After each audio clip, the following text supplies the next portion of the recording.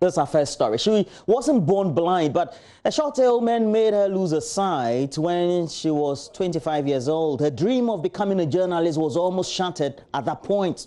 That's the heartbreaking story of 29-year-old Mame Mensah. Now, she went to the School of the Blind to learn how to read Braille so she could also further her education. Henry Kwesi Bedu visited her at the Accra suburb of Adjingano and has the rest of her moving story. It's like I've been working, I've been going to school, working and stuff. I had wanted to become a journalist, but 29-year-old Alberta Dedinate wasn't born blind, but in 2015, while waiting for an admission letter into the Ghana Institute of Journalism, she lost her sight after a rare headache. I myself, I don't understand because I just felt sick. My head was just aching me here and there. So after recovery, then I lost my sight. That was it. I was just sick of my head. My head, my neck, and then my backbone. And then after recovery, I lost my sight. That was all. At the time, she worked as a salesperson at ECG prepaid vending shop here in Accra, saving to further her education. I applied and then they said my certificate is not heavy. I don't know how it should be. Then I decided, oh, then I'll work a little, then I'll apply for Ghana Institute of Journalism to further. And before I had the challenge. Alberta said picking herself up emotionally was not easy. For almost a year, she drowned herself in sorrow and tears. Because I couldn't go anywhere. I would just be at home crying like that. Why? Because I never knew such a thing would happen to me. I never knew such a thing would happen to me. I felt bad. I felt bad because, as I was saying, I didn't know this would happen to me. So it's like I just stopped going to church, always at home. I don't go out. I don't do anything. Because sometimes I only open my eyes wide and then I'll ask my mom, are my eyes closed? Then she would tell me, no, they are not closed. Your eyes are like how it was at first. I said, I can't see, so why? Like I was down. And I didn't want to go out, mingle with friends, because I can't see. How will I go? She was taken to many hospitals, traditional herbalists, and even spiritual healers, including pastors, for her to regain her sight, but all yielded no results. I went to the hospital and then herbal as well. From Achimota Hospital, I was transferred to Kolibu, but still they don't know what's happening with the eye. Then to the herbal, and in fact to pastors and other places, but still to no avail. She now has no choice but to hit a reset button and learn how to identify objects through groping, touching and feeling them. She also relies on her sense of smell. I can identify coins, the money notes and stuff. Wow. Yes. She shut all her friends out and did not tell them to know she had lost her sight. But one of her friends paid her a visit, and that was when everything changed. 2016, and then I met a friend. I would say a friend. My primary teacher introduced me to him. He was also visually impaired. He encouraged me, and then I started from there. Alberta said she became inspired to achieve her childhood dream of becoming a journalist, so she went to the School of the Blind to learn the use of Braille. He sent me to the Ghana Blind Union to learn the computer. And then from there, I proceeded to a Ropaa School for the Blind 2017. So at Ropaa, that's where I had the courage that if it's not lost, I must start again. Despite I don't have the sight, it shall be well. So I was motivated by this man and then a few teachers at Ropaa that I can make it. She braved the storm and is currently a second-year student of the University of Winneba, working hard to become a journalist. I chose my major as special education, and then my second area to be English language. So I think with the English language, I can one day become a news editor somewhere in Ghana to help my country. So for now, that's what I'm pursuing. She shares fond memories from when she could see. We used to go out, have fun and stuff. It was nice. It's like I have the whole world to myself. I can go anywhere, I can do a whole lot. And I was cool with that. Alberta believes one day she could miraculously regain her sight. So I hope one day God will make a way and then I will regain my sight. Alberta is an inspiration, a woman changing perceptions and breaking down supposed limitations imposed by society. Well, next time life has your back against the ropes and you want to throw in the towel, remember the story of Alberta. Sometimes you need to reset and start all over again. Henry Kwesi Bedu's report for JoyNews.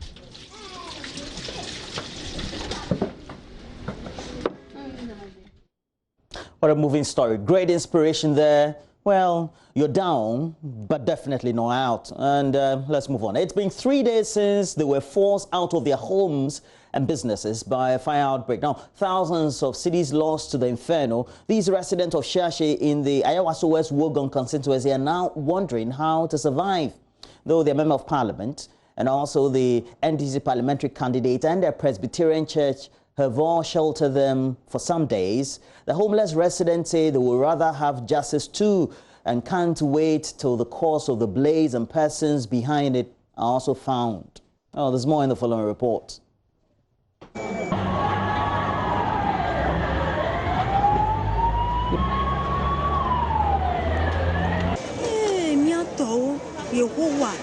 Hundreds of makeshift structures were up in flames in the part of Shiashie known as Kiosk Estates. Residents were confused by the sudden disaster. Some tried to douse the fires, but many more had to run for their lives. Ellis Robinson Oko, head of public affairs for the Ghana National Fire Service, describes the situation when his team arrived at the scene as dangerous. When we came to the fire, we realized that the whole area was engulfed with fire. But then electricity was live over here, and it made the firefighting very dangerous. So we had to call electricity company to put off power before we can fight the fire. When the flames doused, there were many rendered homeless. Those were scenes of a fire outbreak on Friday, the 14th of August 2020. That's 2 days ago at this place, Shiashie in Accra. About 600 residents, or in fact occupants, we've been told have been displaced following that. Some 100 stores, some business, some serving as homes, mostly makeshift structures, have been affected heavily by that fire outbreak. Hundreds more like this bottle right here were filled in this particular store. But today, thousands of Ghana cedis have been lost across this very area. Many of them are angry. Many are also sad, appealing to government to come to their aid as their livelihoods, like this bottle here, has been destroyed. I sell plastic drinks, I sell water, this Belakwa water, a lot of things, fruit drinks and other things. You can even see they are inside there. They are all bent. All the crates are bent. And how much of CDs are we talking about lost here, estimate? I can't tell, it's getting to, let's say, 8,000. Me pa ma de akoto machine for crash adakam ahye ye de in fact no kure nyame yenim sa ha be hia kai be start say ye ma. Felicia here is a seamstress. She tells me she had just bought a new machine that she was going to work with when that issue happened. Me papa say me go just call Stanbic Bank 70 million. And I say anapa no anapa me call motorway me ko send ko ma voter me fama kana mo dia brand of voter enti me dia ko tu ho and na me say edu ahoma ken ma sorry e dia ko shaka ho motorway na ka mo dia ko no ono so aka ho enti me di me ka say me ko fire no TV remote be na me saka e Famous Gonye is a security officer. He tells me that on that Friday night, as the fire raged, as he tried to salvage as much as he could, in the heat, he took something and he spread out to save his life and others. It was only till later that he realized that this particular thing he had taken was nothing other than the TV remote. Several of them had taken to the streets when JoyNews arrived here. To them, it was simply to call for swift investigations and correct notions that they had deliberately started the fire. They appealed to the general public for help. We were in need, we were crying. Our children don't have dress to wear. We ourselves don't have dress to wear. We cried the whole day. So if one person can do this, and the person will get away with this, and the person will run away, the government should stand up, otherwise we won't give up. They should let the girl come. They should investigate the land. They should investigate the fire. We want the truth to come to pass. Now, the summer yet to say media and say, yeah, and I see Lydia, yes, Reno, yes, Renopa. Adrian is solving a problem. I am, baby, a deity, but so. It's 10 a.m. here at Shiashie, right in front of the Presbyterian Church of Ghana Faith Congregation, Shiashie, East Legon, the place which housed hundreds of the displaced residents from Friday right up till now. They are yet to have breakfast, I'm told. Many of them, as you can see, all across the roads, are waiting patiently for the Member of Parliament, for the NDC parliamentary candidate, or any other philanthropist that may come to their aid in terms of food and others. The main question still remains of how they are going to be housed after a week or so when things settle down in the area, since many of them have lost their permanent place of residence and their businesses. Reporting from Shiashie, PSC Nanaya Osafo, JoyNews.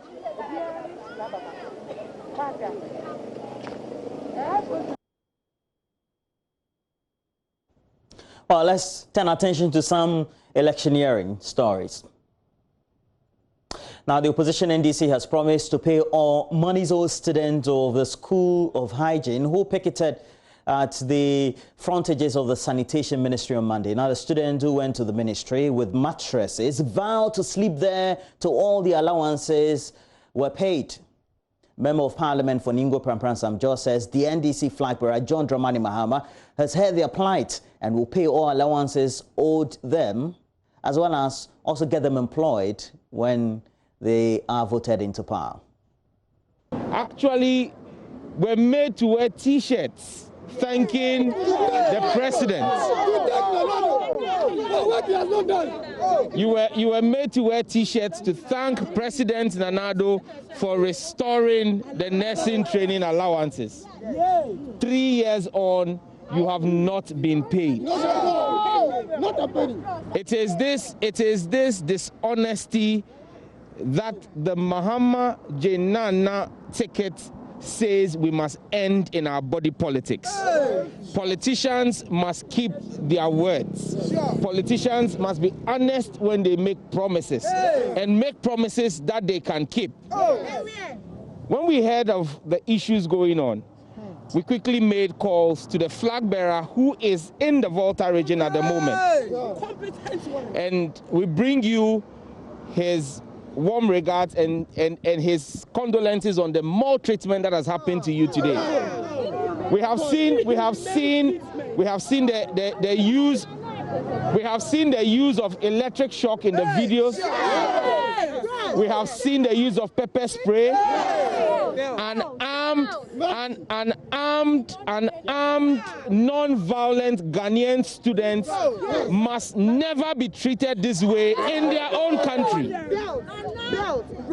And I can assure you that this will never happen in the next Mahama administration from 7th of January. As the National Youth Organizer has stated, it is the desire of President Mahama and Professor Nana Jane that you all get back to your places safe and sound. Okay, sir. As a minority caucus in Parliament, we are going to be providing you a token amount of 2,000 cedis this evening.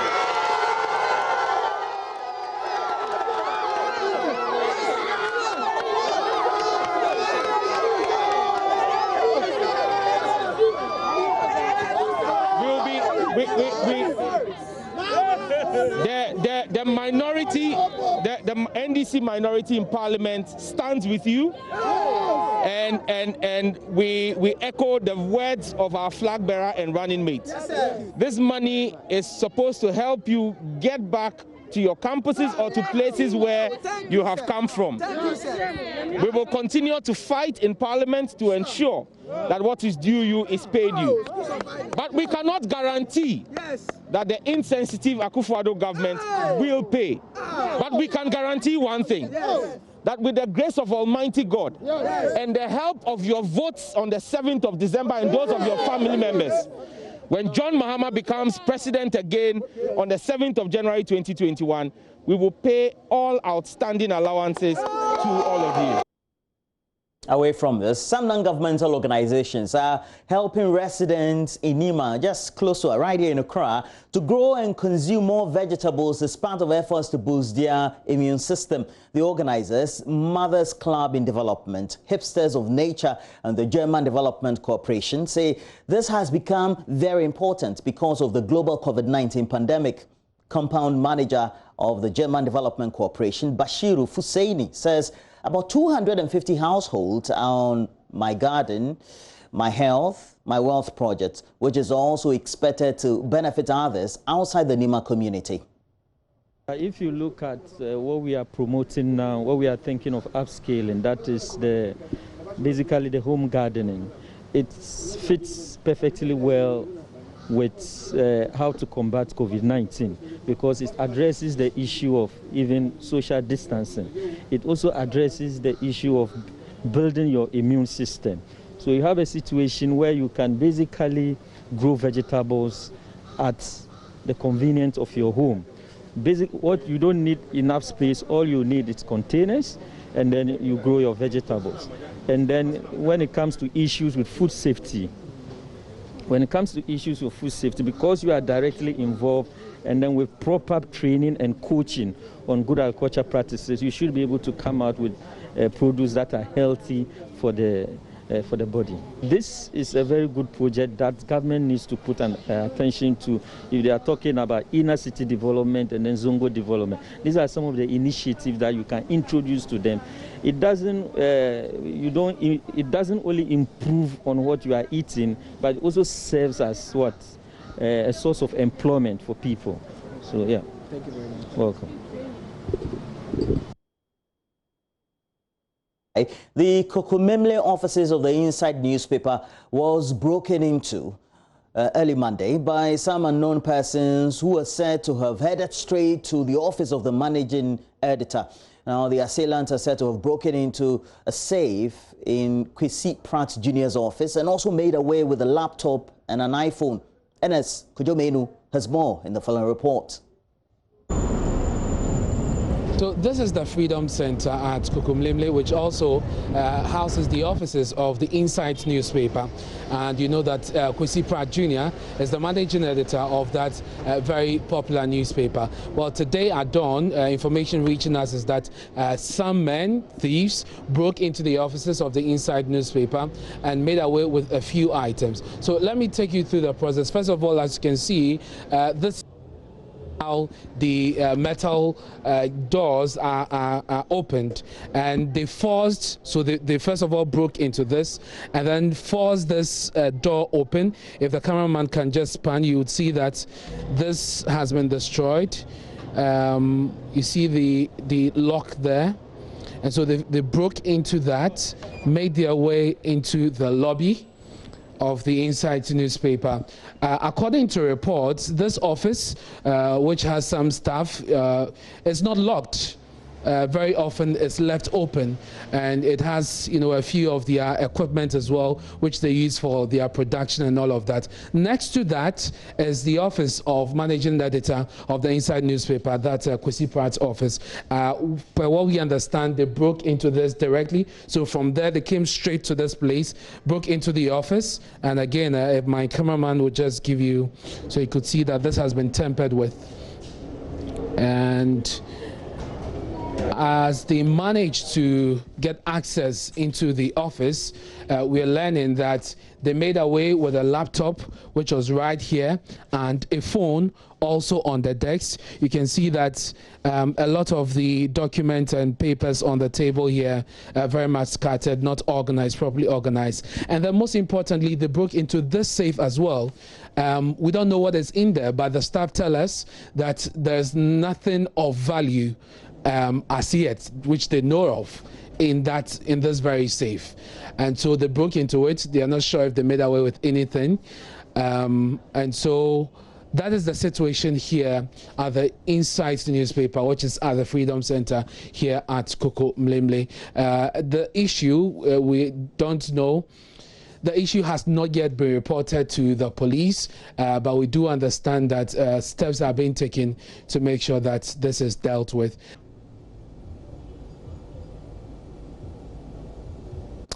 Well, that's it, the latest news update we have. But we do have more news, and we'll be back with a review of the newspapers, myself and Gifty and Ropaa.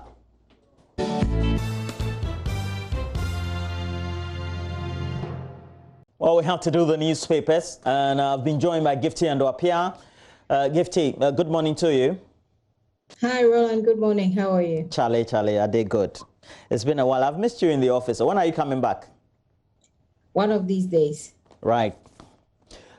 So which newspapers are you doing, Gifty? Right. I have the Finder newspaper, I have the Dispatch, and I have the Ghanaian Times newspaper. I don't have a lot on the Ghanaian Times, so let me start with it. I only have the front page and the back pages.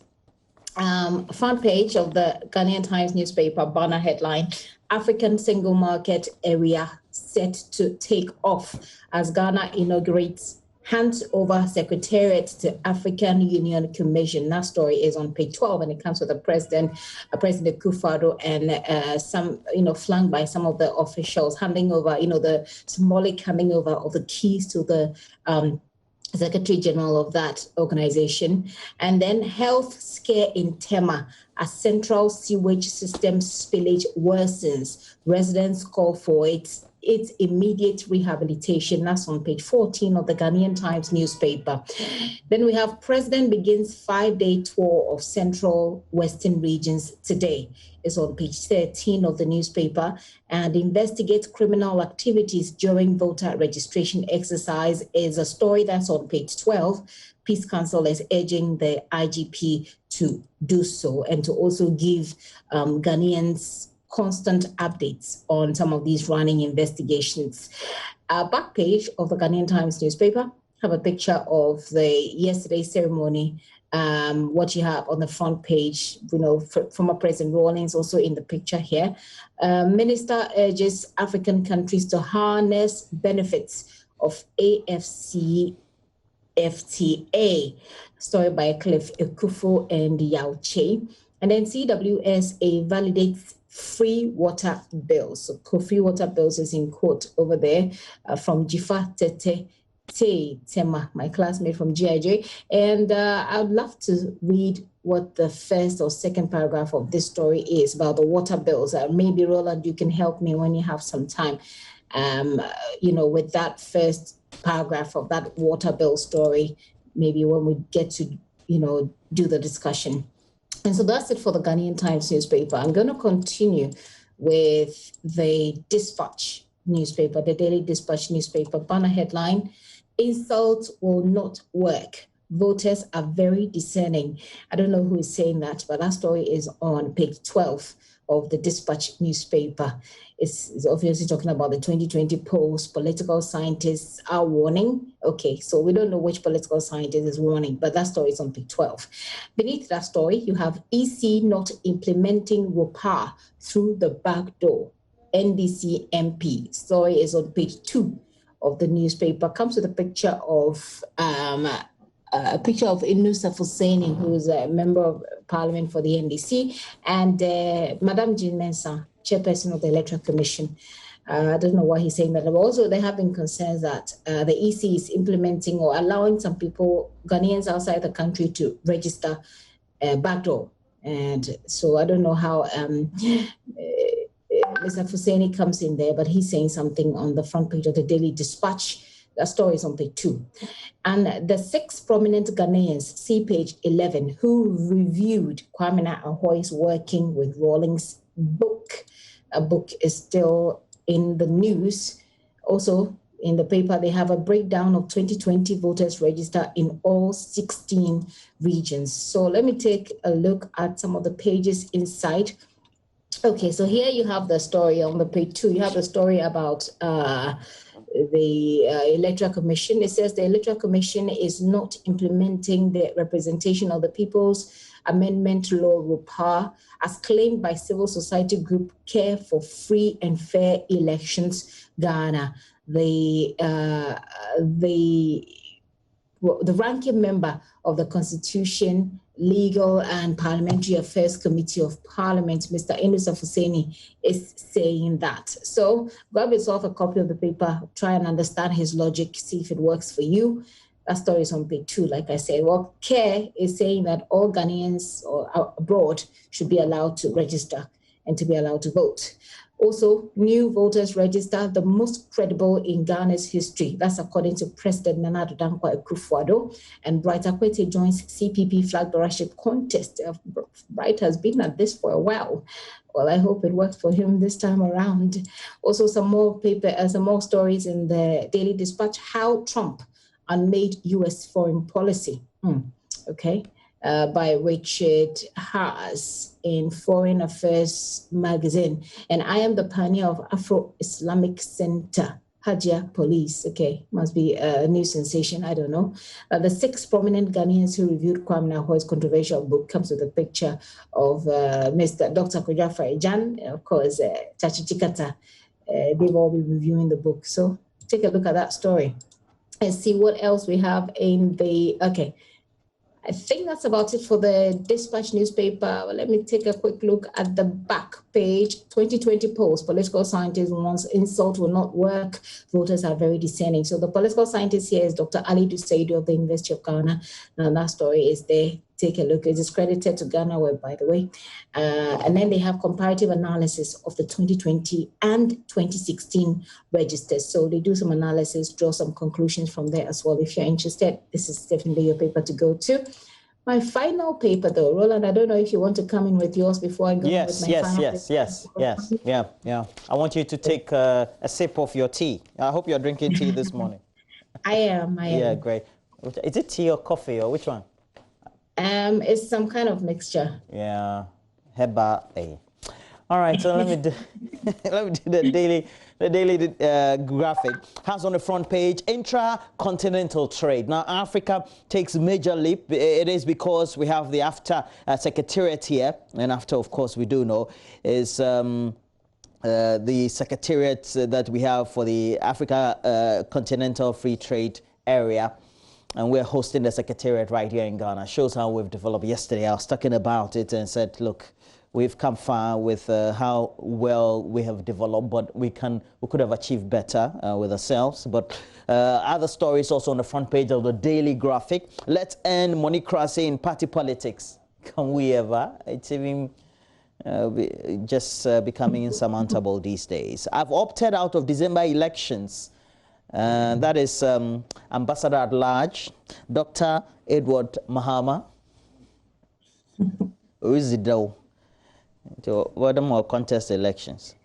There's a proverb that you don't talk when there's food in your mouth. Yeah, I know, right? Yeah. His mouth is full. Anyway, so we have graphic political parties deep in engagement, and then on the back page, it's all about cocoa farmers in Amenfi West. Incentivized to produce more, while UNICEF is also donating to health institutions in Accra. That's a good one there. Let's look at the Daily Guide newspaper. Has on the front page how bits balls were squeezed. Rawlings fires Ahoy, and it's all in that book. That book, you should read the book. It's our book, no? Yeah. Book no. So we have Nana opens Africa Trade Secretariat. It's also there, and we do have free food for junior high school candidates and teachers, and The Deputy Minister for Information, Pius Hajide, had been explaining the rationale for this and other related matters concerning some of the interventions that the President announced in his 15th address Sunday evening, which torture video emerges. Ochehene also fights new Drabehene. That's a caption. I'm not sure Ochehene will be too happy with this caption, but that's what it is on the front page of the Daily Guide. Let's go to the back page. It's all sports. A champion named Teda Captain. We also do have other stories there on the back page of the Daily Guide. But let me take a look at the Statesman before I go back to Gifty. The Statesman has on the front page, historic push for Africa's unity. Continental free trade set in motion in Ghana by President Akufo-Addo. Up there we have Akufo-Addo begins Western region tour today. Baumia also counts on government infrastructure projects tonight. It's a lecture taking place, or it's a talk. Yeah. I thought it's a town hall. Town hall meeting. All right. I think you should get out of your house and attend. We'll all be there, so. I knew you were going to say something. So we have Rollins drops bombshell, says Ahoy's will dump John and Jane after 2020. Yeah. All right, Gifty. What's your last? All right, I'll wrap up with the Finder newspaper. And the Finder newspaper's big story, catalyst to boost trade. Okay, so President hands over AFCFTA, very long, a mouthful. Secretariat to the AU, catalyst to boost trade, to lift over 30 million Africans out of extreme poverty. I love the way the Finder newspaper puts this. Story is on page 8 and page 9 of the newspaper. Also, some COVID news there. COVID-19, Ghana's death toll rises to 239 with 1,847 active cases. Bear in mind, we're not testing as much, by the way. And Ashanti region now hotspot for road fatalities in Ghana. National Road Safety Authority, very disturbing development there. And Zipline delivers 30,000 COVID-19 samples loaded for efforts in combating the pandemic. And then President commends EC for successful compilation of voters register. These are the stories you see on the front page of the Finder newspaper. They do have some stories inside. Let's take a quick look at those. Ashanti region now hotspot for fatalities. That story is on page 2. And female workers to enjoy 4 months of maternity leave under next NDC government. And it comes with a picture of the running mate of the NDC, Professor Dainana Opoku Ajimam. Well, 4 months. I'm not sure. We can keep the debate going. Not sure that's enough for the advocates or people who have been calling for more time. I think they've called for about 6 months or something like that. President commends EC for successful compilation of voters register. COVID-19, First Lady supports Ghana Library Authority with thermometer guns. Zipline delivers 3,000. Those stories are all there. Let's take a look at the next page and what it says. That will be the back page of the Finder newspaper, which is my final. Comes with a very beautiful picture of yesterday's ceremony and the picture of Commander-in-Chief of the Ghana Armed Forces, poised behind the podium, delivering his speech and then handing over the key. So they have some pictures for you from the ceremony yesterday as well. I think you can find some also on myjoyonline.com from yesterday. So Roland, that's it for me. The Ghanaian Times, Finder, and the Daily Dispatch. Well, great.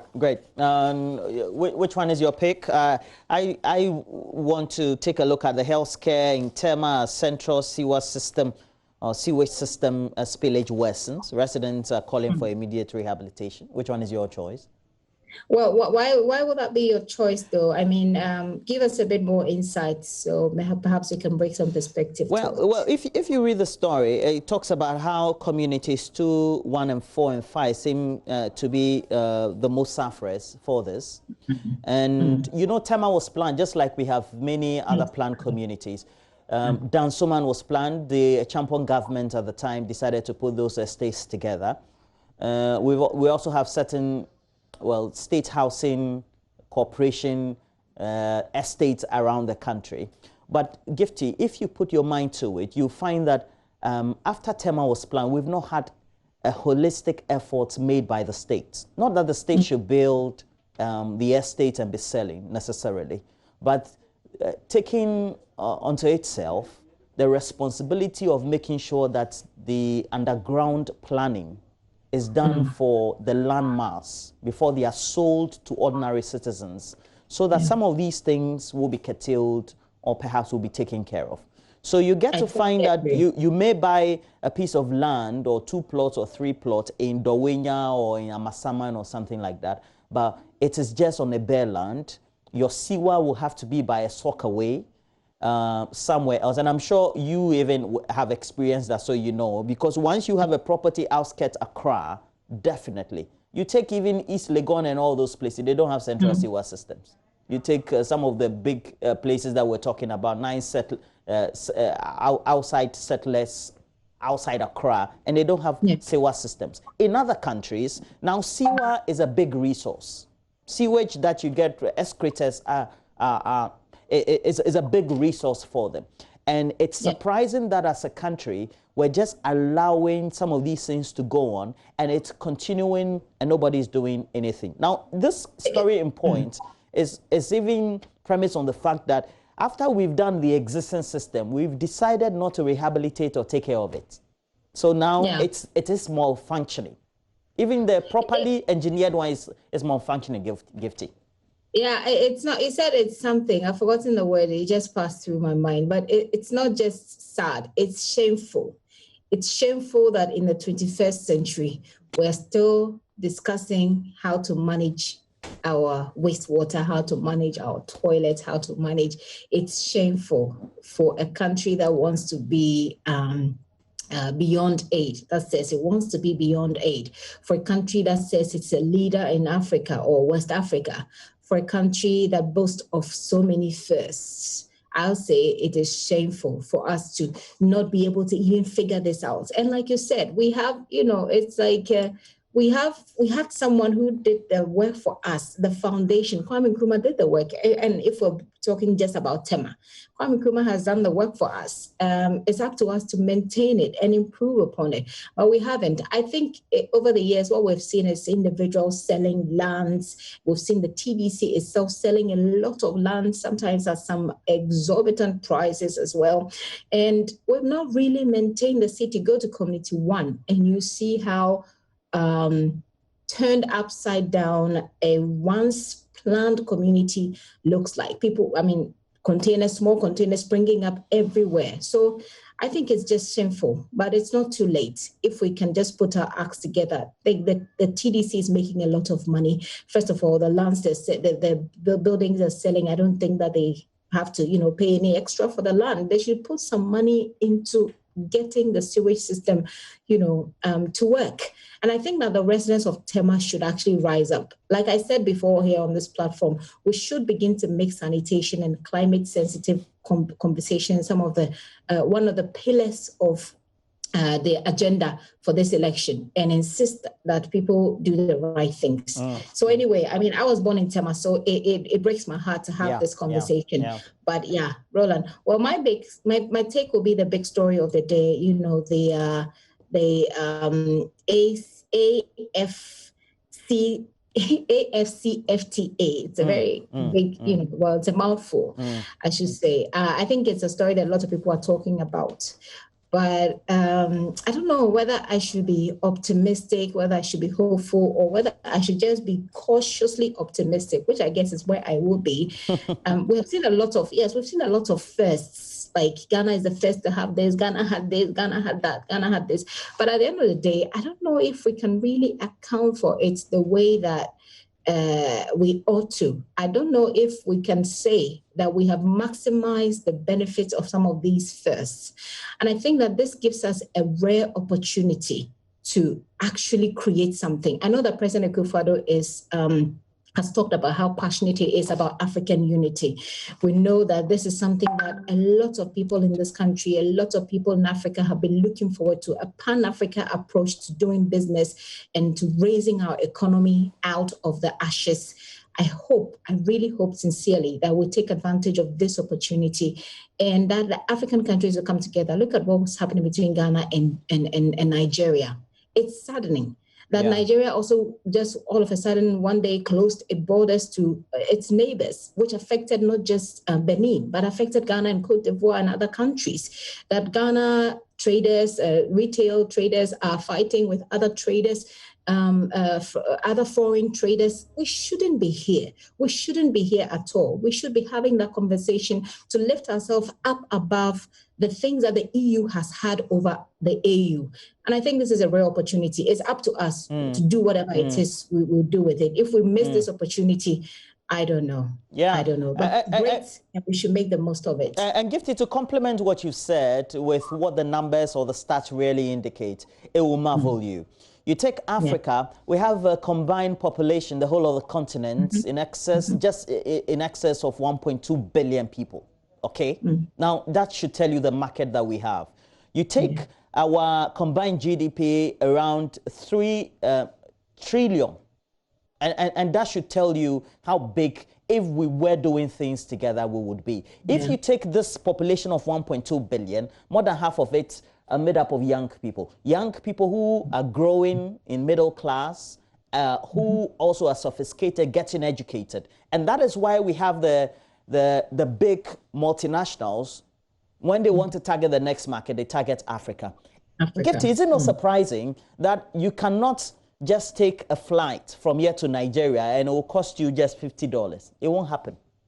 But you can take a train or a flight from the UK to France and it may cost you, let's say, £50 or £60 or £65, depends on which budget carrier you're using. And it's actually much easier to travel outside of Africa than it is to travel within Africa. Look, when I was going to Benin. Exactly. The kinds of things that even with an ECOWAS passport, the kinds of things that I had to go through. I mean, at every single, when I went to Benin and Nigeria, at every single point, people are expecting you to pay bribes. And if you try not to do so, they stifle you and you feel so stuck. And I mean, I'm so sad. Yeah, yeah, having a secretariat here is good. The point is, beyond the secretariat, do we have the governments in Africa willing to commit their resources, their policies, and then their will to make sure that the Africa agenda happens? It's a big question that when we had Nyerere and Nkrumah and the rest, all of them fighting for, they've not been able to end till date. Yeah. Apart from great speeches, apart from great speeches that we've had, our president has been able to have, even going directly with the French president, etc. Look, we still have not had the commitment from the leaders. It is the leaders that are going to show what it is. You take South Africa. South Africa and Nigeria, they have the same GDP, 500 billion. See the development of South Africa, the way their pattern of development, take the pattern of development of Nigeria. Sub-Saharan Africa, we have a problem. Yeah, I think that we've become used to the colonial mindset still exists to some extent. So we expect people to do things for us. But unfortunately for us, if you take poverty alleviation, for example, you have so many NGOs, you have donor countries, big countries that were pushing in more money to us. But the problem is that you won't have those countries working out your economics for you. You won't have those countries working out your trade for you, because at the end of the day, these are, the EU countries, they are also doing business. And so they will not focus on the kind of, and we also already know that there is an economic structure worldwide that doesn't benefit the colonized countries. Most of the things, were shifted to us to the advantage of these foreign countries. So they are not coming to work it out for you. They're not coming to work out your structural economic problems for you. It's up to you to work it out. They will do business for you and they'll call you. Yeah.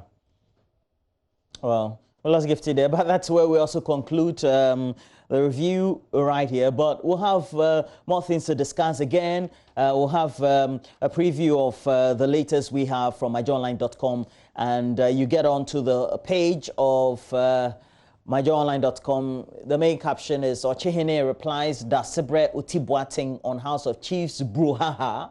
Other stories are there. Rawlings is also featured with actor and all the stories. John Dramani Mahama. Kwesi Pratt is also featured, you know. His office was broken into. Bagel. Was it a bagel? But Gifty, thank you for joining me this morning. Thank you for having me. Have a great day. You too, dear. All right, so that'll be it for now. Next, we have to bring you Benedict Ozo with the latest sports headlines.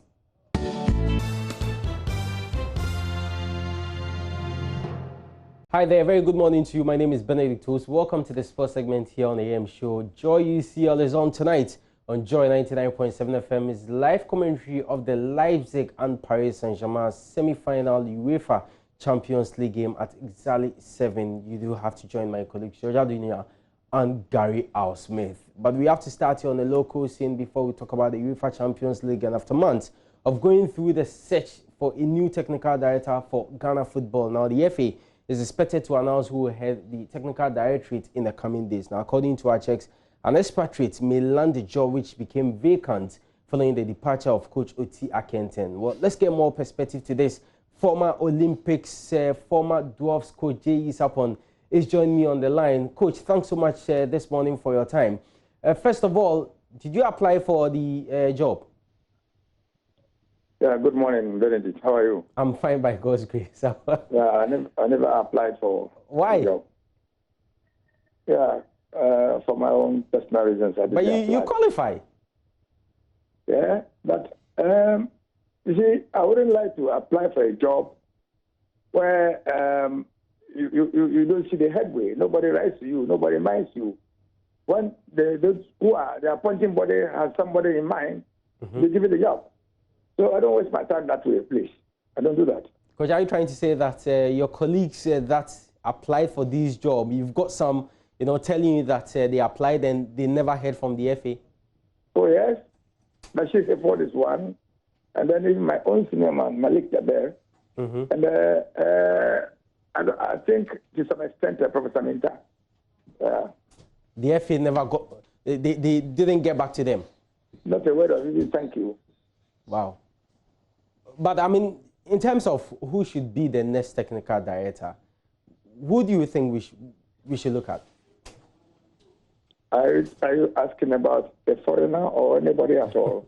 Well, you have information that the job will be given to a foreigner? No, I'm asking because foreigners also apply for the job. Same as our local coaches. Your question is, who do I think should be there? And I'm asking whether you are talking about a foreigner or a local breed. I mean, it could be a local, a home-based coach or a foreigner. Yeah. Everybody is qualified to be there. Exactly. But the fact is that, you see, the FA knows who should push them to the agenda they are looking for. And if you have a job, you look for somebody who will help you. Is that right? Yeah. Yeah, you don't go for anybody who doesn't want to help you. Is that right? So they say that perhaps the Ghanaian coach is not the proper, the proper people to perhaps prepare their agenda for it. So they might look somewhere for somebody else. So for me, I don't have any problem with them because the job is for them and they choose who should help them. And they choose who should work with. Yeah. So in essence, you think that the job will be given to a foreigner? Okay, come again. I'm saying that in essence, you think that the job will be given to a foreigner? Well, I don't mind who comes there. I don't mind who comes there, provided the football development the agenda is on. Okay. We want Ghana football to go forward. So whether black or white or anywhere, anything, if the person comes and can prepare the agenda for it, the development of football forward, and then everything goes on well so that we can match up with the other countries in the West. I don't have a problem with that. Because some of us have also, gone outside to coach some class. Yeah. So if somebody is coming, why do you raise the hair? Okay. No. Because I was also picked from here to Cameroon. Yeah. As a foreign coach. You understand what I mean? Yeah, I do. There were coaches in Cameroon, but I was picked to go. Okay. So if somebody is somewhere and is picked to come, there's no comments about that. It depends on whatever the management or whatever the FA wants. Okay. Yeah. All right. Just that the person coming should be someone who knows his job and someone who is coming to do a good job, right? Yes. And then let me tell you, the technical director is a ministry. Okay. It's a complete ministry. It's not one man technical director. Exactly. You can do that way. You have to bring on board experienced coaches.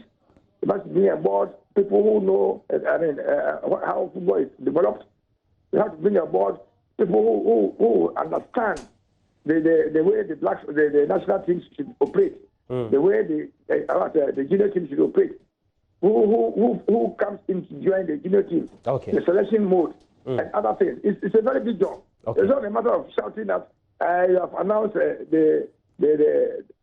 somebody to be the technical director, and then he comes to sit down in the cozy atmosphere and doesn't work. Whereas the local breeze can also help in building the structure you want to build. Okay. You understand what I mean? Yes, I do. So if you bring somebody who doesn't even know the terrain, it means you are wasting time. Then we're going back to square one.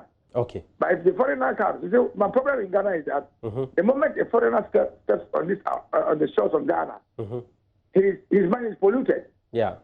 You understand? Oh, don't talk to this man. Oh, don't bring this man on board. Oh, this man is bad. This man is like this. So the person who is coming has already known those he's going to work with. Okay. You understand? Yeah. So even if the person is qualified, he will not be brought in because they've talked about him for him. I mean, to him to know who the person is. That is our bane in this country. Allow the man himself, you just sue him, and then tell him what to do. But we'll be surprised that when this man comes, he will stay here for 1 year, 2 years, and nothing is done. All right, Coach, thanks so much for your time this morning. Really appreciate it. And we're having a conversation on reopening our borders because we know one key aspect of why the borders need to be reopened is because we undertake a lot of trade through these borders. So we have airspace and then our land borders that, well, the president did indicate are likely going to see some reopening.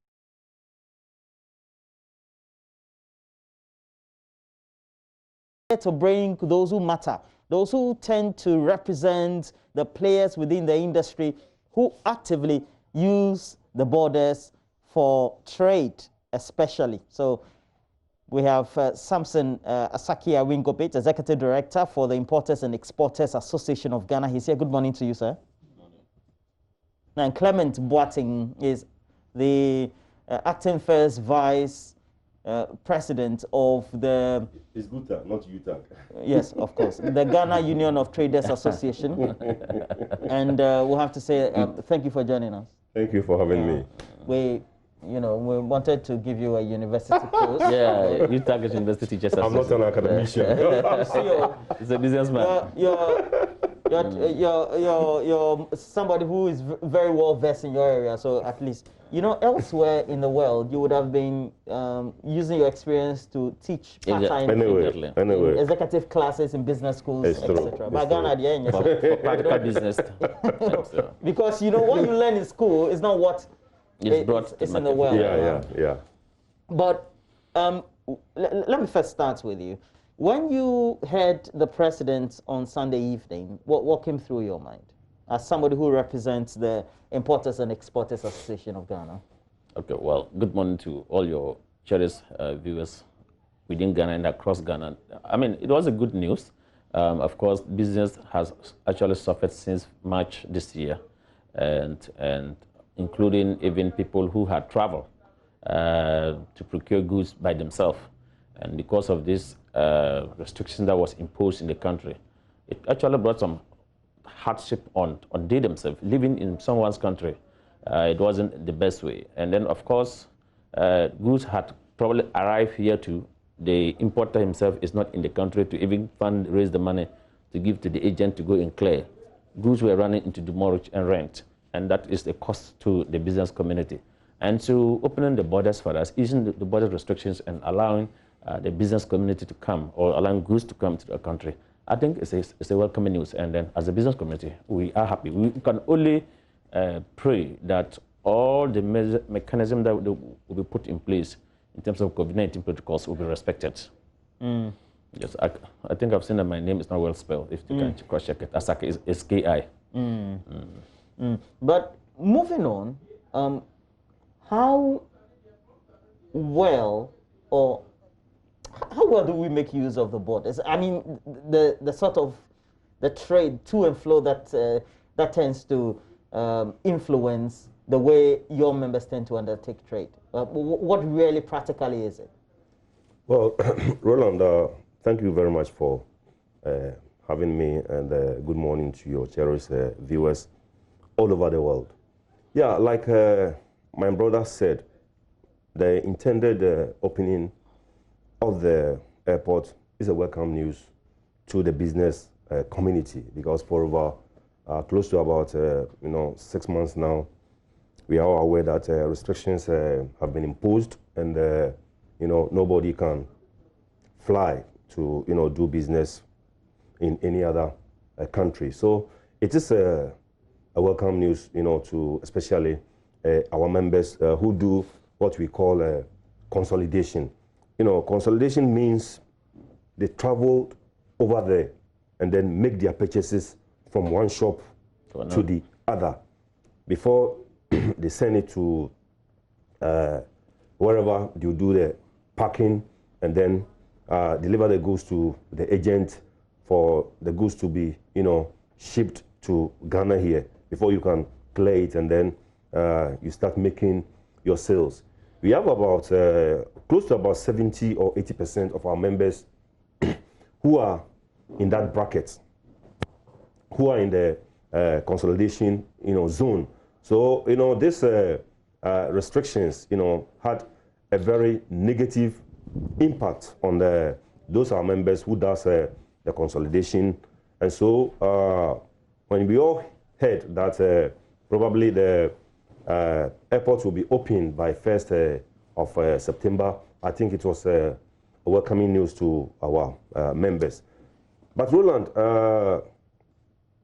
opening the airport is one thing, and then flying off aircraft from, especially where we do make purchases, to Ghana here is also another issue. It's not just that when the airports are opened, flights are going to... So you mean that your main trading hubs or bases, they also need to replicate that by opening their airspace? Yes, and then, start flying to Ghana here. Because if the airports are opened and then, those flights doesn't come here, then we are still back to, zero. So you're talking about cargo planes that will be bringing the goods to, if you take airport, for instance, cargo planes. Yeah, definitely. Not even the cargo planes alone, but, our people who are expected to fly out to go and make, the purchases. Like I told you, consolidation. So, so let's say practically you take, you go to China, and we know how they do the trading. So you go and make your bookings, you go and look at the items that you want to buy, the quantities you want to buy. You're from one supplier to the other. Then you are just moving on.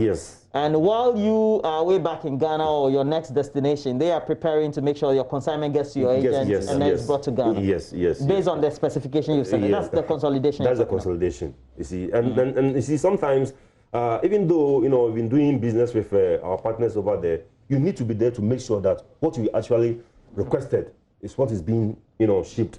Yeah, so in terms of quality. Because you might do the order and left, and the container will get here, and what is being looted is it will be a trash. Okay, so most of your trading countries are which? We go to China, we go to Dubai, we go to the US, we go to Germany. Let's say, Europe in general. Italy and the rest. Italy, France, all those countries, and North America, specifically the US.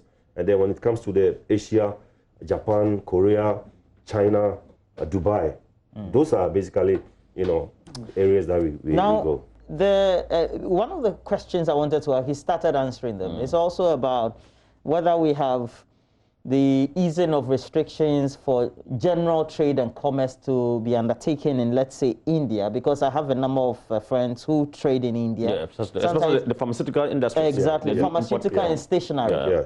So most of them, they do in India and China. Stationary, pharmaceuticals, and sometimes even pharmaceuticals, they still go to China. And Malaysia. Yeah, exactly. So India, we take China, we take Korea, we take Japan, that's for Southeast Asia. Then we take Malaysia. Some people go to Singapore for some high-class kind of goods. Even and Thailand, then Thailand also. Thailand. Rice and other things. Yes, yes. Cambodia, Vietnam, for those type of things. Now, then you come to Dubai, where you have the general goods that are always becoming the secondary port of call. You go to Turkey. Yeah. Yes. A lot of trade in Turkey. Electrical, like Mr. Ben, like this, Mr. President. Not only even spare parts. Spare parts. Electricals, clothing, textile and clothing. Then we have building materials, also coming from Turkey these days. We have a lot of them as well. And so as Clement was saying, how, for you as an association, within the period when we're having coronavirus, some of them have started reopening. How did you coordinate with your members, their partners out there? Or how did they, how did they coordinate with their partners out there to get to know what is the situation prevailing in their countries? I think, as Clement said, if you are traveling to this country to do business, definitely you have a partner there. And then you keep on in constant communication by exchange of WhatsApp is common these days, emails is common these days, Zooms are common these days to communicate. But it won't be rich as if one himself or herself will travel there or come down.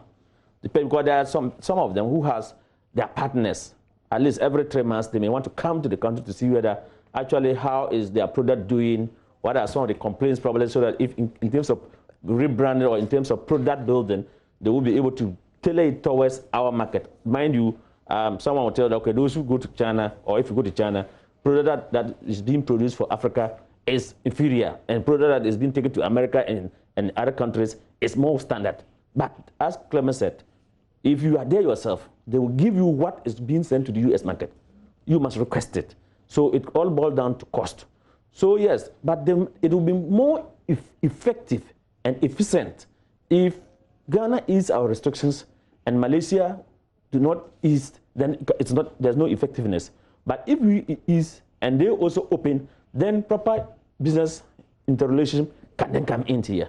So since the COVID-19 lockdown, you may be communicating, but it will not be like effective as one will be traveling, have the freedom to travel there and see what is happening there, and then one will also want to come to your country and also see the opportunity that is available here. So we are all hoping that it is not only going to be only Ghana, America like this. We're expecting that at least they should also open down their borders, because it's one of the big markets that Ghanaians or the business community here also deal with. You talk of, when there was this COVID-19 lockdown, rice, especially import rice, went up because Vietnam and others had placed partial ban because they didn't know what was going to happen. And it's food security. So it was going to affect us. And as it stands now, the cost of imported rice is more, it's on a high price because they are running out of stocks. So if they also lift their ban, then Olam, Stallion rice and others can also start bringing, Ramani distributors and others can also start bringing their product into the country. So, and it will help all of us. And mind you, when there was this COVID-19 lockdown, the import duties was the only source of revenue that government got more in terms of domestic, as compared to domestic tax. Because a lot of offices, a lot of companies were shut down, but it was only the port. So that is our major source of income, revenue that the state is also making. So it is good. It will be the interest of the country if we ease, and also through our Ministry of Foreign Affairs to also speak to their counterpart, because since the Minister of Foreign Affairs here, I'm sorry if you go to China, they also have their Minister of Foreign Affairs, so that at least our market people, our business community, who want to go to those countries, so that they will see the protocols that they will put in place to make sure that you don't live here and get there and they will quarantine you. Indeed, even if when the government is talking about opening our borders on the 1st of September or so, I'm sure there's a way to also quarantine people who will be coming to the country, either for 1 week or for the 14 days that the mandatory quarantine, and as to whether who will also take the cost. And I'm sure at this point in time, the government is not ready to take the cost again. But they will give you the opportunity to come to the country, but you should take that cost to yourself. It should be borne out of yourself. So we are all looking at all this so that at least at the end of the day, we will not open our windows or our borders down, then it will tend to give us our cases, instead of reducing drastically, then it will rather escalate. That is some of the fears that as a business community we will be looking forward. And so we are only cautioning and appealing to all the trading public that at least, yes, we will be open, but we have to play with circumspect by making sure we follow all the protocols that COVID-19 comes with. Okay, initially from March, we had a lot of the countries putting in the restrictions, including Ghana, etc. But I do know from talking to some of the importers or the traders, those who tend to do the imports, that there's cargo is coming in through the sea, right? Mm-hmm. Yeah. Cargo comes both sides, sea by air or by road. So it is usually the passenger travel that is restricted. Yes. Okay. So what level, what intensification of that sort of trade is going on? That trade in terms of using the sea and then also the flight. Yeah. To be frank. Since the time of this closure of from March, yes. From March up to this time, like I told you, close to between 70 and 80% of our people does consolidation, and which means they have to travel, over there. You mean percentage? Yeah, percentage. Okay. Yes. So the 20% which is left, are the people who do business with. Factories that, do the production. And so those people, since they've already been doing business with the factories, it was just a way by, transferring their monies through the banks to them over there. And then they will do the production and then, supply. But since those people are in the minority, it always, leads to shortage of goods, and that is the reason why you heard that along the line there was some sort of price hike of some commodities because they were running out of shortage, because the imports that were coming in, even though some were coming through the ports and by air, it was still not, sufficient. For the demand locally. Yes, for the demand locally. And that led to, that sort of price increase that we all, heard about. So if now they are going to ease the restriction and then open the airport, then it's a good news. A lot of people can travel over there and then, bring in the goods to mitigate whatever shortage that, we are having. Roland, remember when there was this partial lockdown? It wasn't only Ghana.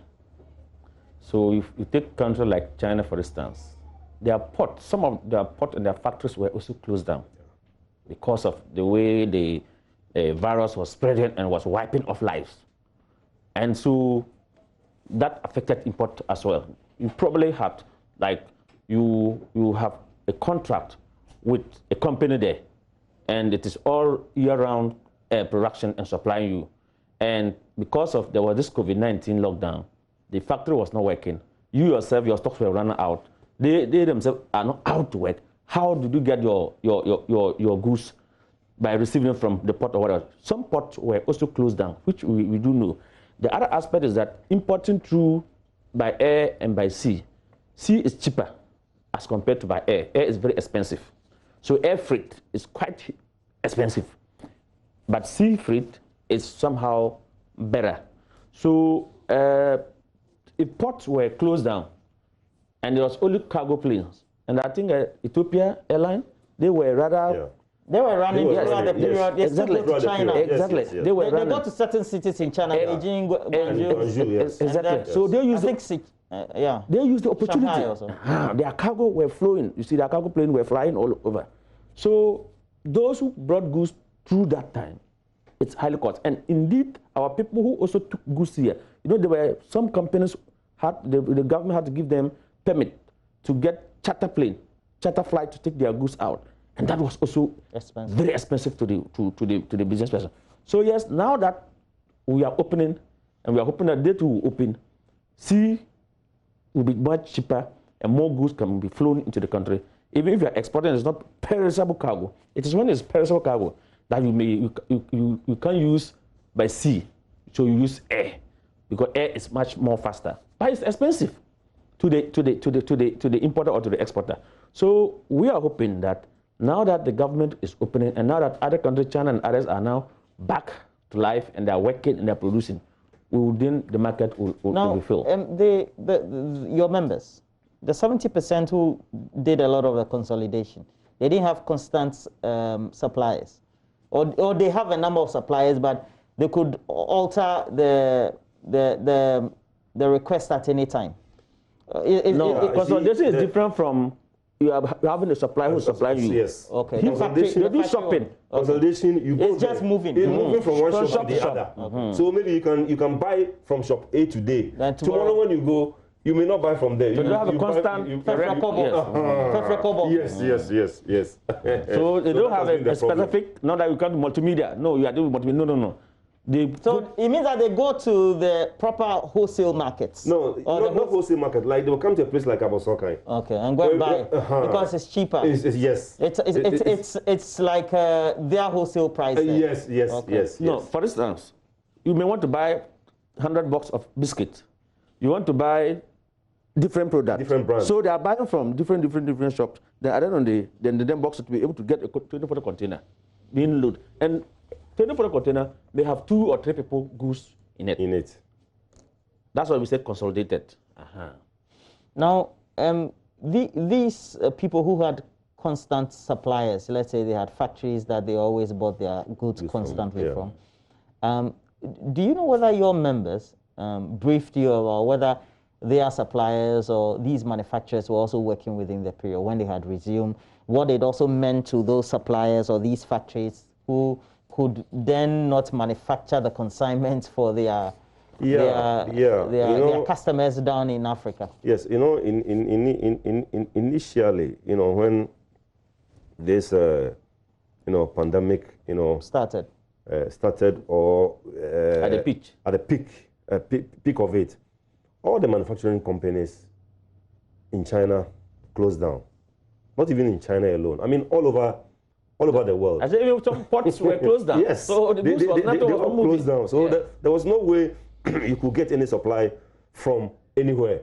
But as it's subsides, small, there were partial opening of some of these factories. They were not operating in full capacity. Yeah, they were operating small. So then our people, started negotiating with them to try and, supply them some goods until finally, I would say, if we take China, for instance, I know a lot of factories in China have now opened and they are operating in full capacity.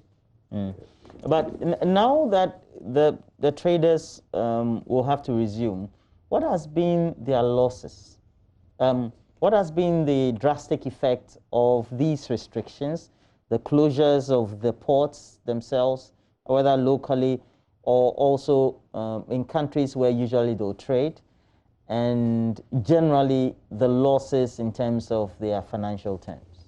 Well, if one had paid, let's say Clement had transferred his money to his partner in China at the time they locked down their factory, they were not working. Definitely his capital is locked up. Until they reopen, he will not get the goods. His stocks to levels were also running out. The other aspect is that ports were not working. And so you could see, if we want to get to the reality, you find out from import revenue, in terms of duty, that was collected between March, April, May, June, 2020, and same period in 2019, then you'll be able to see that truly there was a huge impact on us. Revenue will not be the same as 2019, same period, because there was no COVID-19. And you remember, it happens at the time that we were preparing to celebrate Easter. And all Easter sales or Easter, they used to go after Christmas. We do Christmas, and then they do what the Chinese, they celebrate something.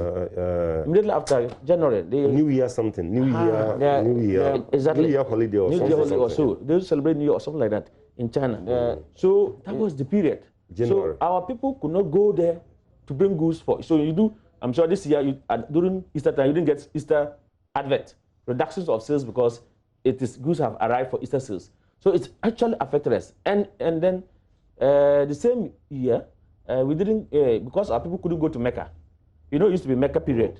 They could not go to Mecca. So Salah and other things. So it actually cost not only the business person alone, but even the state has also lost a lot of revenue due to this, including domestic here. And you know that most factories and other things, because of the fear, had downsized their staff.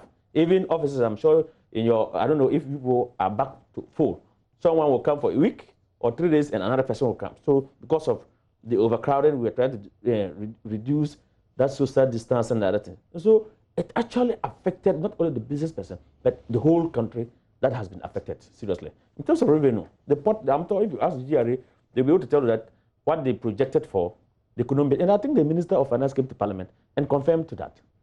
Yes. Yeah, just to add in the media review, yes. Just to add a little bit to what my brother said, it's really had a negative impact, or it has had a negative impact on our businesses. And that is the more reason why, along the line, Gutta came with a statement, asking the banks, to reschedule whatever facility that our people, yes, have taken. The loans facilities. Yes, because we went on a lockdown, nothing was happening, no business. And so how do our people, do repayment of whatever facility that they have taken? And we are glad that a number of banks responded to our call and have rescheduled loans facilities to our members. And if you remember, I called for the government to give stimulus packages to the business community, and the government picked it. And that what is the name? The new thing that they have brought up to 600,000. That's the COVID alleviation program, the stimulus program, yes, the NBSSI. NBSSI. So these are some of the things that I call for, because we realized that at that time, we go to Abuzokai, it was lockdown, you go to Edum Kumasi, you go to Shuame, you go to Kataman, to Okase, that. So you could ask yourself, how will these people survive? So that was the reason why, and of course, when I heard my colleagues from Gutta calling for the banks to, because of that period, if you are to be paying loans and you are not working, how will you pay the loan? And I realized that it was a good call. So, and I issued a statement saying that the government then need to do what? To give stimulus package to support the business community. And the government did. And I think it's one of the things that will go along with to help the business industry. Now, knowing that there are some businesses who have suffered locally, we're talking the practical terms here, how have you been coordinating with your members so that they can bounce back if the reopening is done? Now we are trying to, sensitize them and, brace, themselves for the opening of the airports. And, like the stimulus package that Awingobi just talked about, they've always be on our necks because they think that at least could, support them, a bit. And we are all aware that they have finished, the NBSSI have finished with the disbursement of the micro. I think first round of the micro. Yes, that's what we call the micro. And it's like the macro. Yes, and then they are about to start with the macro. Just last week we had an engagement with them, and since that disbursement will be done through the banks, they are now liaising with the banks and then coming up with the modalities which will allow them to make the disbursement. So they have assured us that maybe this week up to next week, the disbursement will start so that our people get something small to cushion them. So we've been sensitizing them, telling them to try as much as possible to brace themselves and then gather whatever money that they will have. So as soon as the ports are open, the business will bounce back and then we'll come to our normal life. Now, was there any sort of regional trade that was ongoing in some minute ways? Because I know some people were allowed to go through the borders either on some special basis. Goods were, the directives was that goods are allowed. But the point here is still remain the same. Who go and bring the goods? Is the importer or is the buyer? And so if the trader could not go there, and the trader is someone who go to the Nigerian market, for instance, or Togo, you go and do shopping, as you said, the consolidated people, and he or she could not go there. And if you don't have a reliable person that you can transfer the money to do that, the shopper on your behalf and send the truck to come. Meanwhile, before COVID-19 came, our brothers from Nigeria also locked down their border to Ghana, Benin, and Togo. And so these are the areas that borders goods could have been coming through. And this was the challenge that we already had. And so I'm only hoping that what President has said, he will also reach out to his counterpart in Nigeria.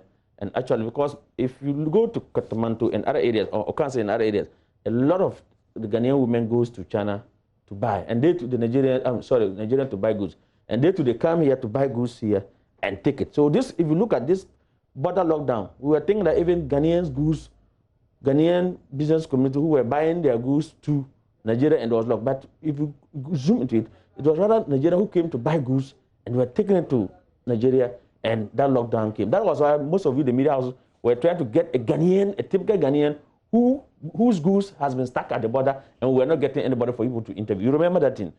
So it's still meaning that our industries here are producing, and others are also coming to buy from us.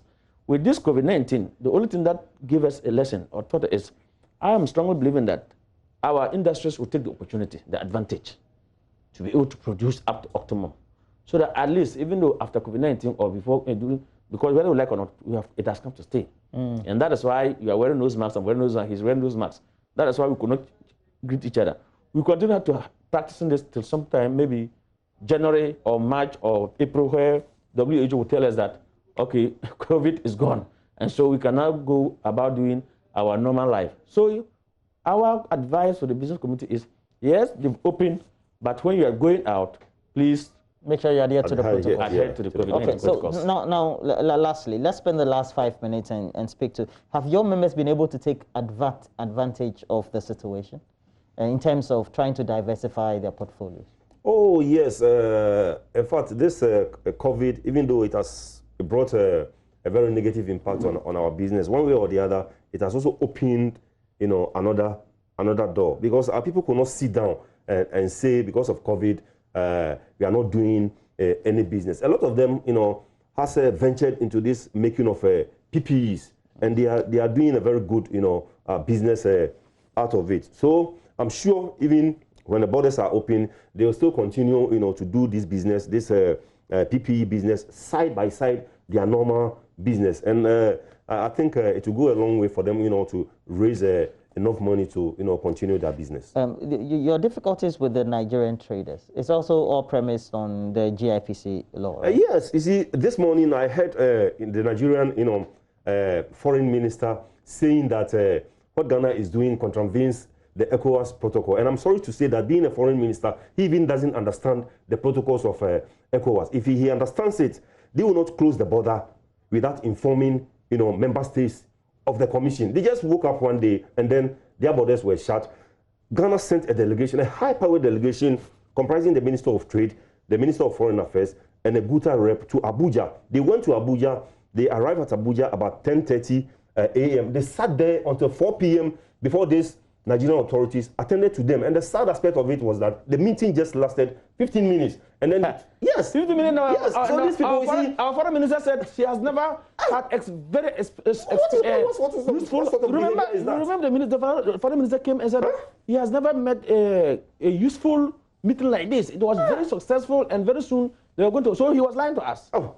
You see, but let me tell you something. Let me learn. You see, Nigeria think they are the big players in the sub-region, and for that matter, they can always dictate, to members of the sub-region. It's about time we made them to understand that we all form one commission, and so we must abide by the protocols. The protocols does not supersede the sovereign laws of this country, and that is what is pertaining in every country within the 16 member states. So if Ghana is enforcing its laws, it must be allowed to enforce its laws. If they have Ghanaians over there who are going contrary to their laws, they have every right to send the Ghanaians back to their home country. So they should understand it clear that Ghana is enforcing its laws, and there's not going to be turning back. Roland, let me come into this issue. You see, yesterday I watched the Nigerian president, the business community in Ghana president in Metro TV Trade. And you see, I want to put a small blame on the Minister of Trade. We have, Roland, we have Dawa Park. Or what's the, is it Dawa? That, you know, the NPP government, that industrial park for every region. Yes, so we have the Dawa Park. I was expecting, when my friends from Guta got angry on the government, and the government said, okay, we'll work on it. I was expecting that they were going to give them 5 days or 10 working days to say, all of you, we expect you to trade wholesales, no retail. So move. Not only Nigerian, I'm sorry, the Chinese are also part. It's foreigners. Move to the Dawa Park. We are not sacking you. We say move to Dawa. They should open Dawa Park for them to go there. But if they lock in and you want to check their document, and tomorrow if you check and the person say I've actually registered, and you send him back to the place, you cannot send him back to the place and monitor to know what he's doing wholesale or he's doing retail. But if you go and you take everybody, give them a specific place location at the Dawa Park, then my people from Okase, Kokomlemle will go there and buy and bring and come and retail. We don't need you in the market. And I was happy that the government promised that we're going to do these parks all over the regions. And the Nigerians are spread all over the regions. So we should be serious as let's move them to the Dawa Park and leave the market for good people. You mean we should move them to industrial parks? To the industrial park. So the government promised that they were going to put this industrial park all over the 10 regions. Okay. So the region they are there. All right. Clement, do I get the understanding that the foreign traders, the Nigerians and the Chinese, they are selling, let's say if it's a pen, piece by piece, that's retail? Yes. That's retail, yes. Is that what is happening in the market? That is what is. And the sad aspect of it, you see, the sad aspect of it is that they pretend as if they are doing wholesaling. I will go there, and then if I want to buy maybe 20 pieces of this, they will give it to me at, let's say, 10 cedis. And then somebody will also go there and will buy one, and then they will sell it to that person at 8 cedis. So the one that you supply me at 10 cedis, how do you expect me to sell? That is the sad aspect of it. Wholesale price. So I strongly believe that they have to take them to that. But that's consolidation. I don't know why you're complaining. Look, if you go to Nigeria, Roland, if you go to... And all these in 2 parts in that great documentary series. We're talking about Ghana's Great, first premiered on Monday evening at 8 and continuing part 2 this evening at 6:30. And I hope that you will make time and watch the concluding part. It was produced by our own Kuku Super Prep. Great documentary. The first part was just a sight to behold. Great content, great educative piece, and we will discuss it right here on the show after all of us have been able to watch the concluding part this evening. But as we await this great discussion and how this great documentary has generated a lot of reactions, we also have to tell you about the latest as we have it. We do know that sometime last year, we had to do this. It was important. Many residents of the Lejokuku constituency were raising concerns about the state of that 7.5-kilometer road just in front or opposite the Lekma Hospital. And, well, we did that great initiative, made sure that that campaign was on with the hashtag Fix Lekma Now. But several months on, what is the progress of work? We take you now to that road to get the latest.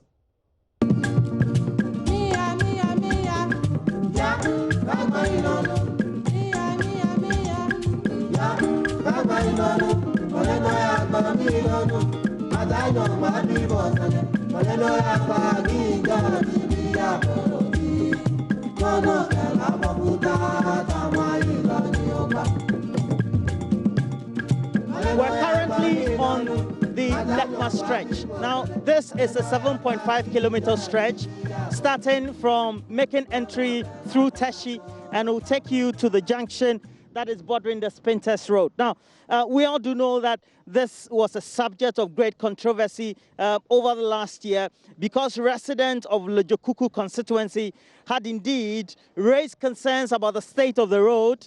And since we had that campaign, that also was spearheaded by JoyNews, the rest of the multimedia subsidiaries, Joy FM Adum TV, Adum FM and the likes, we've had considerable attention that has been given to this road, not only by the ministry that is responsible for making sure that we have the rehabilitation or the reconstruction of the road, but also various officials of the assembly, and then those who are well-meaning within the area. Now, this is what so far has been done. You could find that the stretch that takes you towards the Manette area looks to have been done on both sides. Of course, it doesn't get to the adjoining boundaries of the Spinters Road, but then it gives you a vivid picture as to what commitment the contractors attached to this. Initially, we were expecting that this road would have been completed by now, but we'll have a conversation with the project engineers and we'll get to know whether they have remodified the timeline for this project by way of the completion date, and also get to know what work so far has been done on this stretch, this 7.5 kilometer stretch. But before we speak to the engineers, the contractors for this project, let's try as much as possible also speak to some residents. And you'll find that many people before today were experiencing a number of difficulties just trying to ply the road. So you'll find that the whole place was very dusty at the time. And if you recall, many of the drivers, especially those operating commercial vehicles, were worried that no day passed where they wouldn't take their cars to the repair shop. Now, we will want to speak to those who have their lives well affected by the project and what sort of improvement they've seen since the construction started and at the stage where they are. So we'll get to speak to the store manager of this very store and also get to ask them what the experiences have been so far, whether they are satisfied with the state of the construction and what they are seeing currently. Are you satisfied with the state of the completion?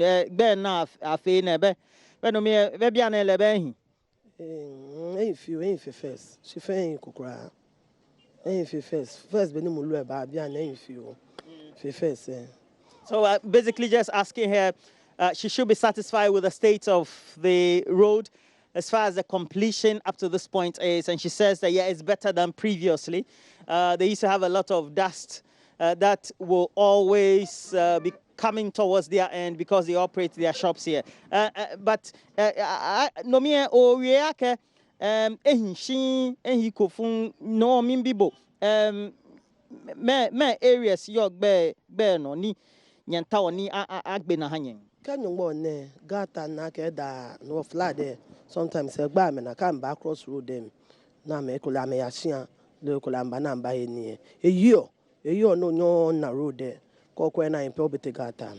Okay, so the difficulty they have now is that each time it rains, they feel that the gutters just bordering the sides of the road are very narrow. So sometimes they have overflowed and leads to static water on the road. And if it's raining at the time when you're trying to cross over, sometimes you may find yourself getting into the gutters. But minake ni ayelekpa hospital hu ye biene no mi driver for ke mani yo akuchwa mi ke nakanibie awie ake anye na ba biene ni na fe ne be oba na ake agbene abe abanya na ba.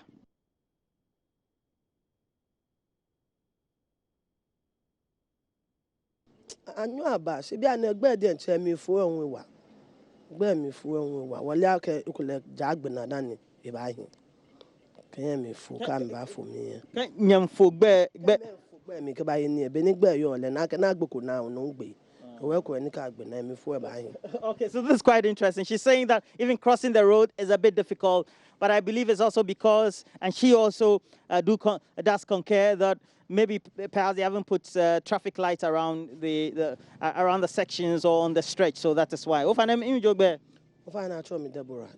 Deborah. No, so we just spoke to Sister Debbie, and she manages the shop.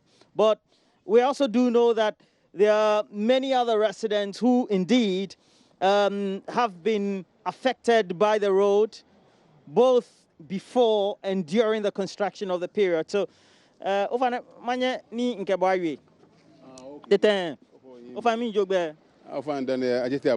but if you see the state of the road, how would you describe it? Because the first time we came, the road was in a very bad state. But now, can you just give me your own testimonies, your own experiences in using the stretch?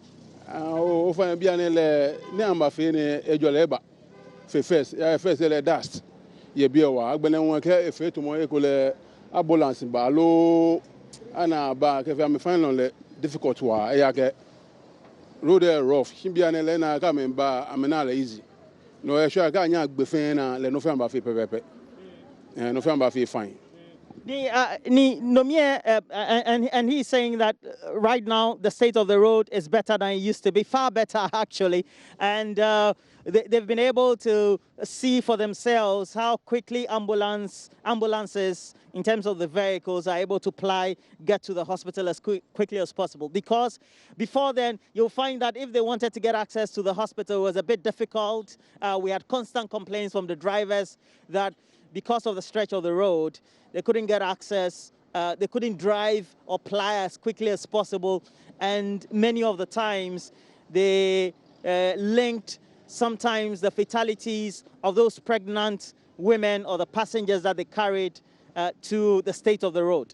Any agbene be o inspect fin alo be budenche o in drive get chono no afe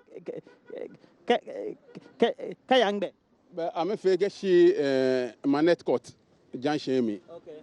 Ke agbene be ke she be shofi am ba she police station energy La Scala main road ke ya Accra be shofi am ba she Germany incho am ba gbena agbega me gbena be traffic lights ke agbene zebra crossing ke ni bi ne ba ke incho me age no fia no if fine. Oh, nice. So it means that you won't blame the MP again, because the previous one you said the MP she jele laga me you against your okay,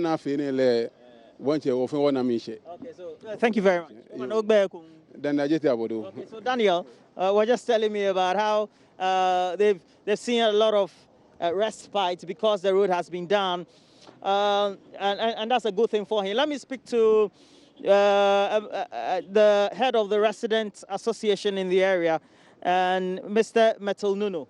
And thank you for joining me. What's your first name? Emmanuel. Emmanuel. And since the last time we spoke, we've seen tremendous improvements in the road. Yeah. Of course, it looks like the timeline for completion is still lagging, but what will be your own pointer to how well they've done the construction up to now as a resident? Yeah, we give glory to God, and we thank the multimedia group, the residents, and the drivers who helped to publicize the nature of the road for the government to come in. Now, from the last time we spoke, the government gave us a time frame that they were going to finish the construction. However, today, standing here, you realize that construction is still ongoing.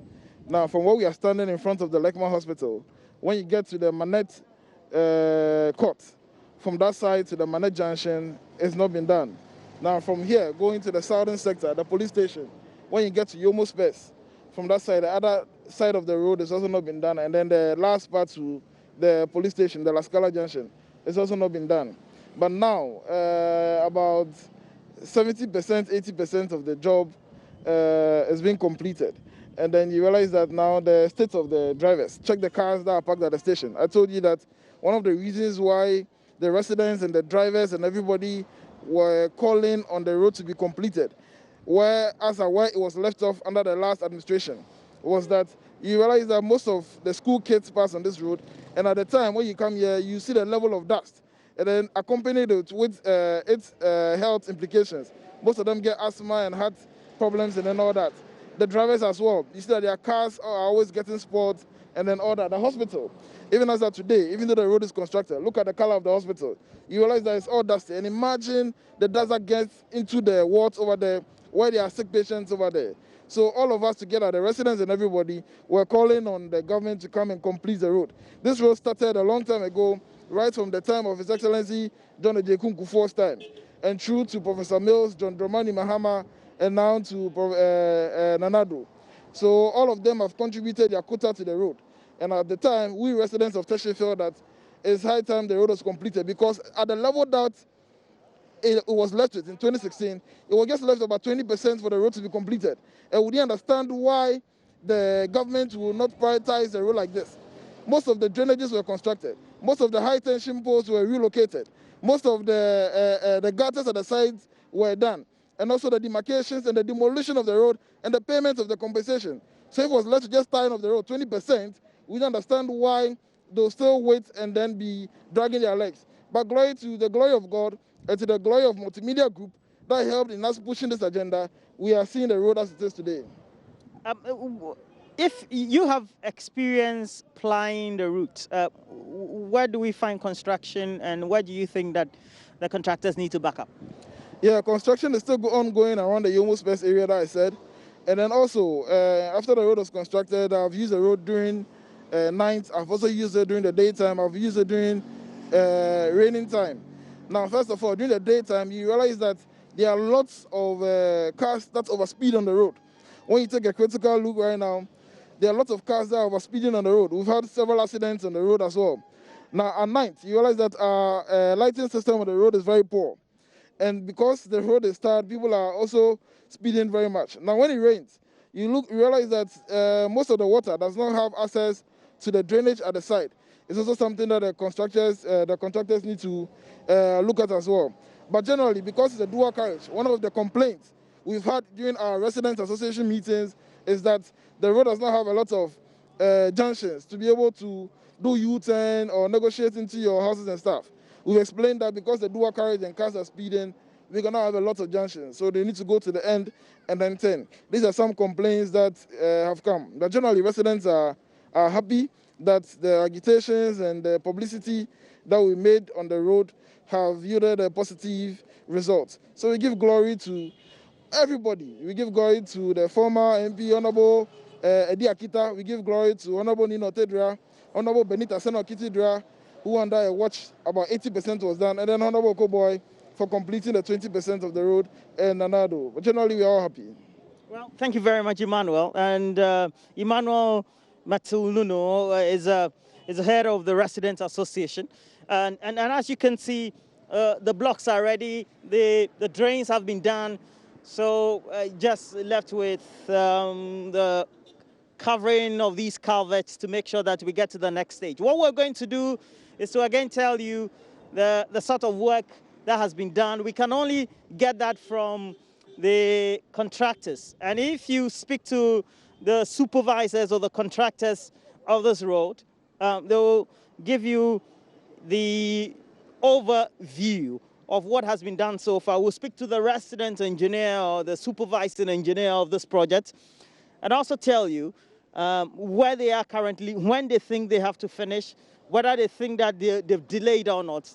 Now this stretch that takes you right through to the junction, Ateshi, and you'll get to see how speedily the work has been done to make sure that, well, everybody is on board, everybody is catered for, and the residents would be happy. Foremostly, we also do know that it was the Lekma Hospital. The Lekma Hospital at the time that was recording some fatalities, especially when it came to the pregnant women, and then also some difficulties for emergencies at the time. And that called for that great initiative and the campaign to make sure all of us were coming on board. So you can find that, well, once you find the men and women in helmets and PPEs, then you know that we're close to the contractors. Now, you are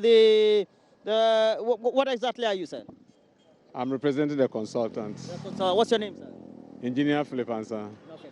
Now, engineer, if we take a look at the state of the road, when were we supposed to complete the road in the first place? Yeah, that's a long process. There was an initial contract that was awarded. It went through several stages. So at this stage, a new contract was signed in November last year. So based on that, we are working towards November this year to substantially complete the project. Just within a 12-month period? That is what we are planning towards. So far, what has been done? By way of the technical aspect of what we have filmed and seen, how best can you put your technical language to our visual, so to speak? Yes, essentially with the road layers, we have three. We have what we call the sub-base, the base course, and also the wearing course, which you see, the black, as the ordinary people will talk about it. We finish most with the sub-base, and a section, as you see, one side, we're almost done with the up to binder.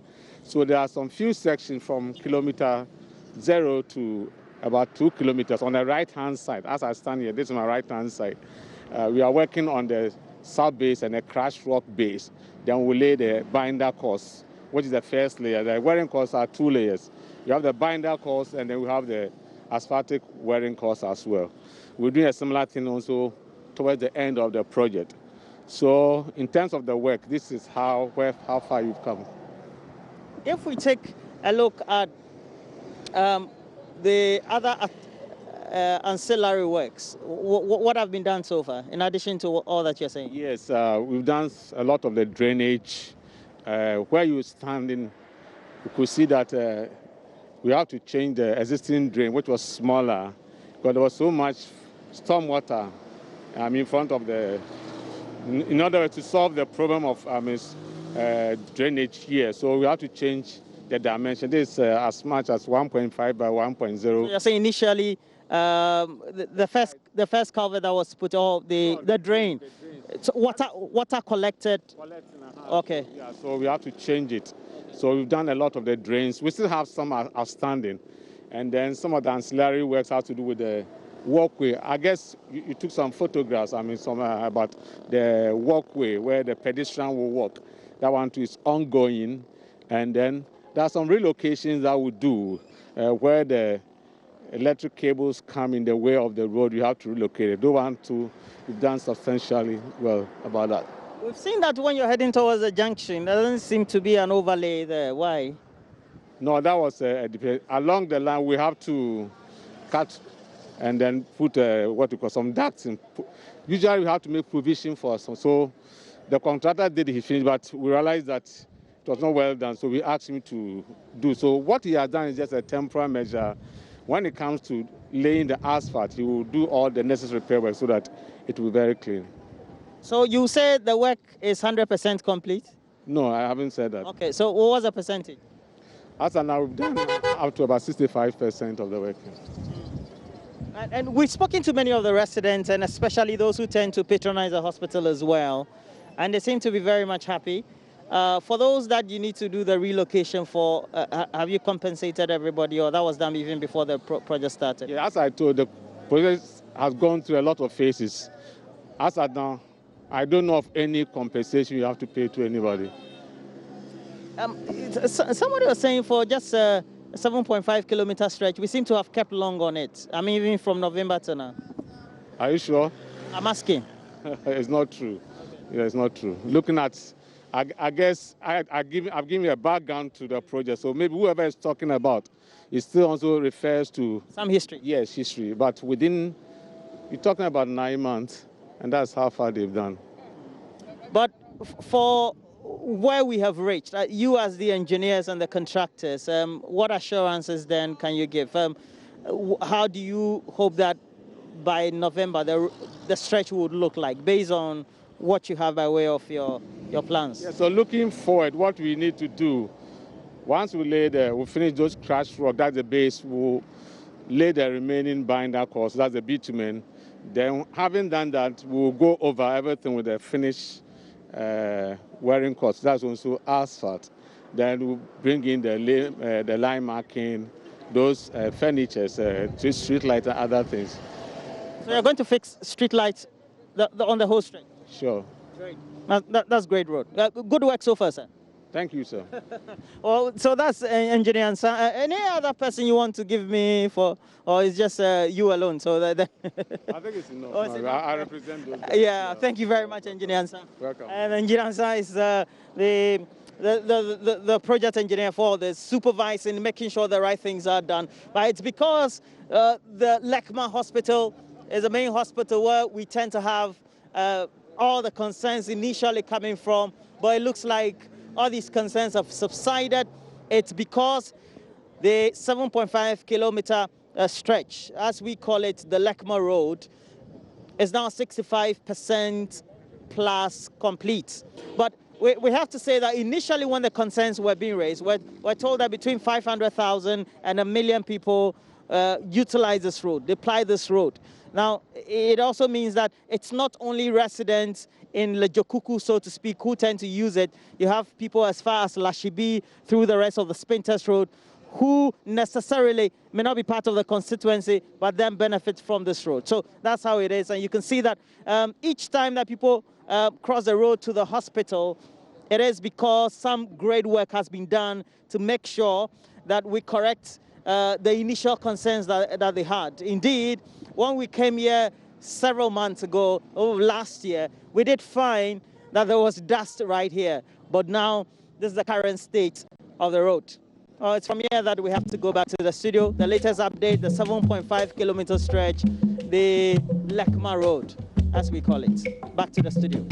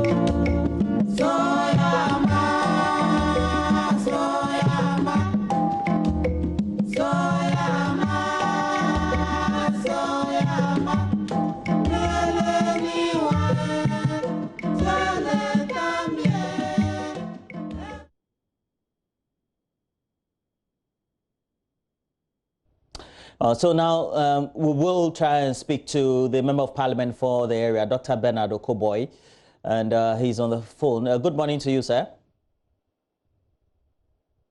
Oh, well, we seem to have lost him now. We'll take a break. When we come back, we'll have more for you right here on the show.